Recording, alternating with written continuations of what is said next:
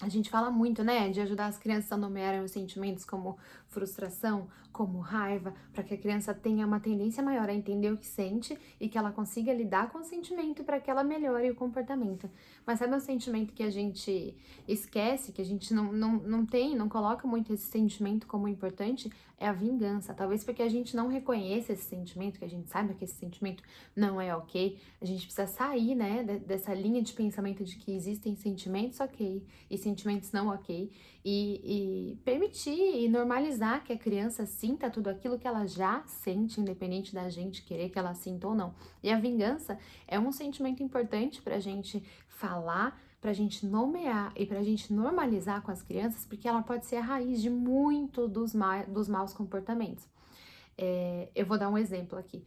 Esses dias eu falei uma coisa pro Luca que ele não gostou, e na sequência ele me respondeu de maneira super agressiva. E aí o dia seguiu mais ou menos desse jeito, assim. Eu não tinha percebido que o que eu falei tinha deixado ele chateado, e ele continuou sendo meio agressivo, e a gente continuou. Sabe um dia que você sente que as coisas não estão muito legal e que pode explodir uma bomba a qualquer momento? E aí eu sentei e conversei com ele. Perguntei: e aí, filho, o que aconteceu? O que você tá sentindo? Você quer falar alguma coisa pra mamãe? Ele falou que não. E eu falei, a mamãe te deixou chateado, e por isso você quis deixar a mamãe chateada de volta? Ele falou que sim. E o que que é isso, na verdade? Quando você tá sentindo alguma coisa, você quer fazer a pessoa sentir essa mesma dor. É a vingança. Então, quando você ajuda seu filho a nomear, a entender aquela sensação, a partir do momento que ele nomeia, que ele aceita que existe, ele abre um caminho para lidar com aquilo. Não tem como você encontrar uma solução para porque você não encontra uma origem, porque você não sabe de onde está vindo. Então a gente naquele dia nomeou a vingança e ele entendeu. E aí agora, toda vez que ele sente esse ímpeto de magoar alguém que magoou ele ou de ser grosso com alguém que foi grosso com ele fala: eu não vou me vingar.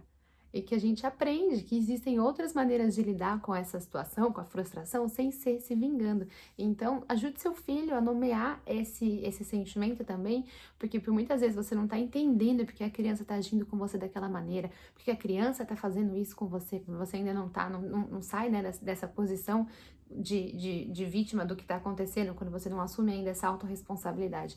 Então, ajude seu filho a nomear esses sentimentos, enxergue o conflito como um todo para entender se você não pode ter feito algo ou falado algo que fez a criança se sentir assim, ou diminuída, ou menos aceita, ou que a opinião dela não teve valor.